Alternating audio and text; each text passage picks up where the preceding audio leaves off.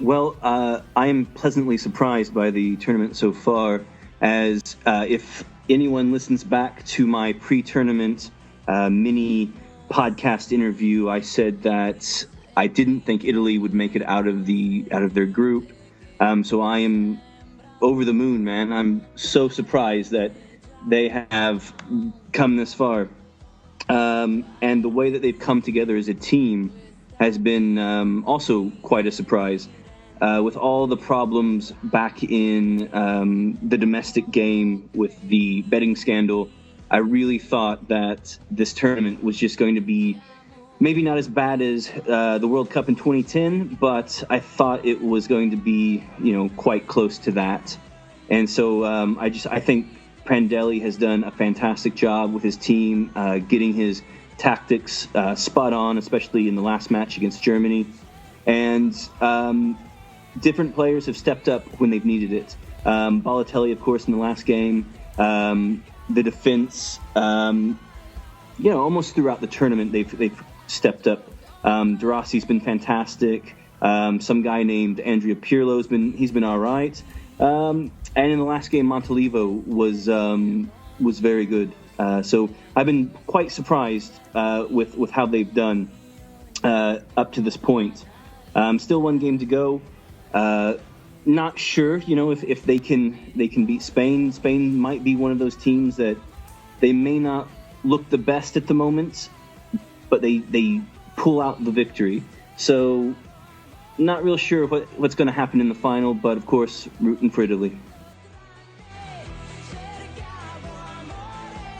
The key players have definitely been Pirlo. He's been fantastic with his passing and the way he's controlled the games. De Rossi as well has been fantastic from playing in defense in the opening matches, and then in the last match playing in midfield. I think he was just as important as Pirlo in the last match. And my man of the match last match against Germany was Buffon. I thought he was fantastic. He made some key saves and really helped to shut down anything that Germany threw at him. So I think Buffon has been quite good. In the attack, I think Balotelli, he's had a pretty good tournament throughout. He got some criticism early on. Of course, there was that incident with Ramos tracking him down as he was in on goal. But I think he's been solid throughout the tournament.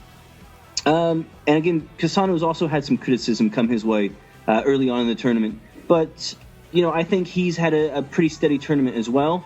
And the two of them really turned it on in the last match when they were able to link up. Well, I think the defense has been solid throughout. In the last match against Germany, I thought the back four was outstanding with Balls already on the right, Chiellini on the left, and Bonucci and Barzaglia in the middle.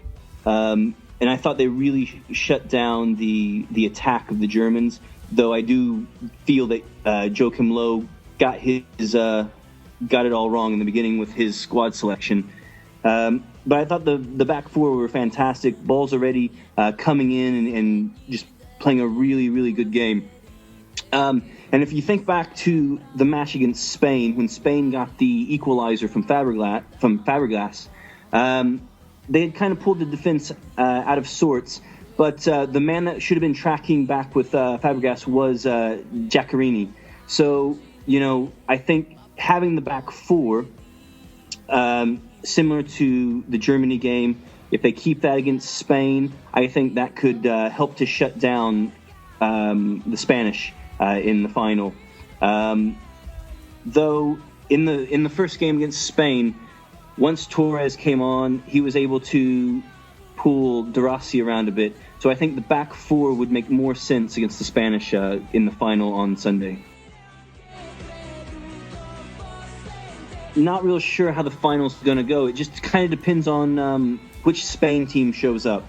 Are they going to play without a true number 9? Are they going to play with Fabregas up there? Or are they going to play like they did against Italy in the opening game? I don't think they are. I think they're going to go out to win and to score goals and to give a much different to come out with a much different approach than they did in the first game. Italy, on the other hand, I think they should stick with the formula that worked against Germany. That was just a fantastic game of football on their part, and they really, really took the Germans out of their game early on. Duplicating that, though, is much easier said than done, so not really sure how it's going to go.